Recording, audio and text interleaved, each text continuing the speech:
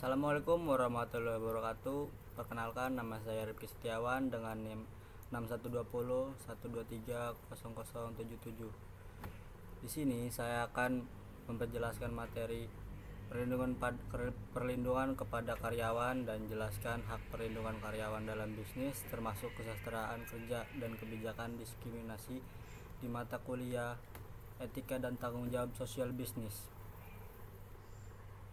Langsung saja ke materinya. Yang pertama adalah hak dan perlindungan dalam bisnis mencangkup berbagai aspek untuk memastikan kesejahteraan mereka. Karyawan berhak mendapatkan upah yang layak sesuai dengan standar minimum yang ditetapkan oleh pemerintah, serta memiliki jam kerja yang wajar dengan ketentuan lembur yang jelas. Mereka juga berhak atas cuti tahunan, cuti sakit, cuti melahirkan, dan cuti libur sesuai peraturan yang berlaku. Selain itu, keselamatan dan kesejahteraan kerja menjadi tanggung jawab perusahaan dengan menyediakan lingkungan kerja yang aman dan memenuhi standar keselamatan. Asuransi kesehatan dan jaminan sosial juga menjadi bagian dari perlindungan karyawan, agar mereka memiliki akses terhadap layanan kesehatan serta jaminan pensiun di masa depan. Dalam aspek kesejahteraan kerja, perusahaan diharapkan menciptakan lingkungan kerja yang mendukung produktivitas dan keseimbangan kehidupan kerja, termasuk memberikan peluang pengembangan karir melalui pelatihan dan pendidikan.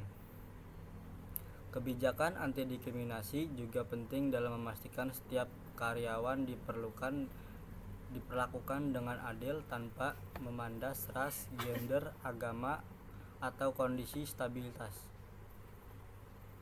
Perusahaan harus menerapkan kebijakan yang melindungi karyawan dari pelecehan dan diskriminasi di tempat kerja serta menyediakan mekanisme pengaduan yang aman dan transparan.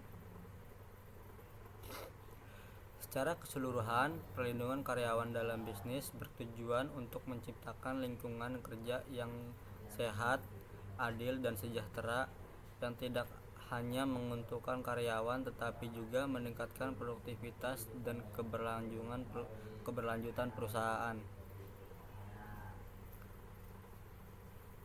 Hak dan perlindungan karyawan dalam bisnis. Yang pertama, hak-hak dasar karyawan. Setiap karyawan memiliki hak yang diakui secara hukum dan wajib dipenuhi oleh perusahaan. Beberapa hak dasar tersebut meliputi hak-hak atas upah yang layak. Setiap karyawan berhak mendapatkan upah sesuai dengan standar minimum yang ditetapkan oleh pemerintah. Selain itu, mereka juga berhak atas tunjangan, insentif dan pembayaran lembur jika bekerja melebihi jam kerja normal. Yang kedua, hak atas jam kerja yang wajar. Peraturan ketenagakerjaan umumnya mengatur batas jam kerja maksimal per minggu di Indonesia. Misalnya, waktu kerja normal adalah 40 jam per minggu. Jika melebihi batas tersebut, perusahaan wajib membayar upah lembur. Yang ketiga, hak atas cuti dan libur. Karyawan berhak atas cuti tahunan, cuti sakit, melahirkan, dan libur nasional sesuai dengan peraturan yang berlaku. Ini penting untuk keseimbangan antara kehidupan dan kerja pribadi. Yang poin kedua, kesejahteraan kerja. Kesejahteraan karyawan merupakan faktor penting dalam meningkatkan produktivitas dan loyalitas mereka terhadap perusahaan. Kesejahteraan kerja meliputi beberapa aspek seperti lingkungan kerja yang kondusif. Perusahaan harus menciptakan suasana kerja yang nyaman, bebas dari tekanan berlebihan, dan mendukung keseimbangan antara pekerjaan dan kehidupan pribadi. Peluang pembangunan karir. Karyawan perlu diberikan kesempatan untuk berkembang melalui pelatihan, workshop, dan pendidikan berlanjutan. Dengan meningkatkan keterampilan, mereka dapat berkontribusi lebih baik bagi perusahaan sekaligus meningkatkan jenjang karir mereka. kompensasi, dan tunjangan tambahan. Selain gaji pokok, beberapa perusahaan memberikan tunjangan seperti uang makan, transportasi, bonus tahunan, serta fasilitas kesejahteraan lainnya seperti tempat gym, daycare untuk anak karyawan atau ruang istirahat yang nyaman. Yang poin ketiga, kebijakan anti diskriminasi. Untuk menciptakan lingkungan kerja yang inklusif, perusahaan harus menerapkan kebijakan anti diskriminasi yang memastikan kesejahteraan bagi semua karyawan. Yang pertama, larangan diskriminasi dalam perekrutan dan promosi. Perusahaan tidak boleh melakukan diskriminasi berdasarkan ras, agama, jenis kelamin, usia, atau kondisi stabilitas dalam proses perekrutan dan promosi karyawan. Semua individu harus memiliki kesepakatan yang sama berdasarkan kualifikasi dan kompensasi mereka. Pencegahan pelecehan di tempat kerja. Perusahaan harus menerapkan kebijakan tegas terhadap pelecehan seksual, intimidasi, dan perilaku yang tidak pantas di lingkungan kerja. Ini termasuk menyediakan mekanisme pelaporan yang aman dan melindungi korban dari ketidakadilan balasan.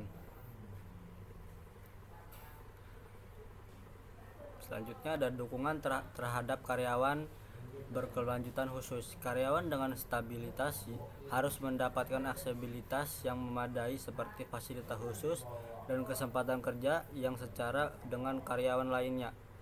Yang terakhir adalah kesejahteraan gaji dan kesempatan.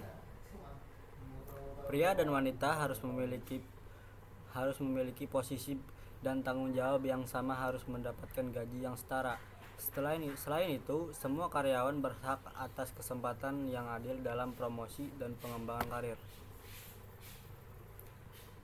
Mungkin cuma itu materi yang dapat saya sampaikan. Kesimpulannya adalah hak dan perlindungan karyawan dalam bisnis sangat penting untuk memastikan kesejahteraan mereka serta menciptakan lingkungan kerja yang aman dan produktif.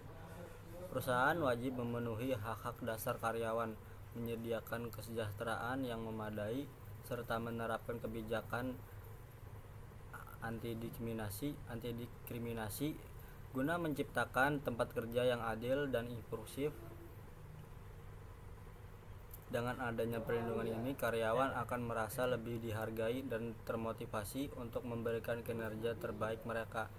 Pada akhirnya juga akan menguntungkan perusahaan dalam jangka panjang.